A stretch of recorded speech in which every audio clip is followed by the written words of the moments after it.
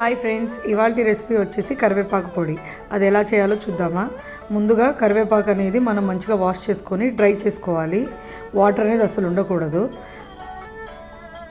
తర్వాత ఒక కళాయి పెట్టుకొని దాంట్లో ఆయిల్ యాడ్ చేసుకుందాం కొంచెం.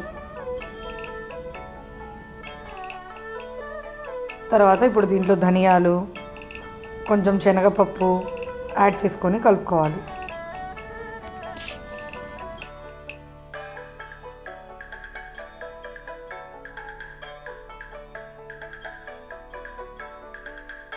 ఇప్పుడు దీంట్లో కొంచెం జీలకర్ర యాడ్ చేసుకొని కలుపుకోవాలి.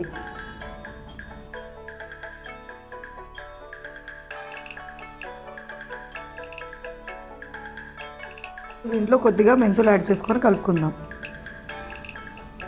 ఇవన్నీ కొంచెం మంచిగా రోస్ట్ అయ్యాక ఇప్పుడు దీంట్లో మనం ఎండుమిర్చి యాడ్ చేసుకుందాం. ఎండుమిర్చి యాడ్ చేసుకొని మంచిగా కలుపుకోవాలి.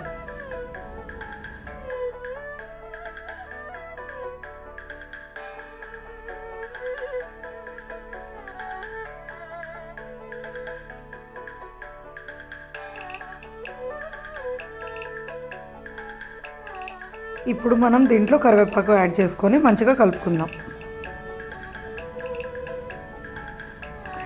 మరీ బాగా ఫ్రై చేయకూడదు కరివేపాకు అనేది.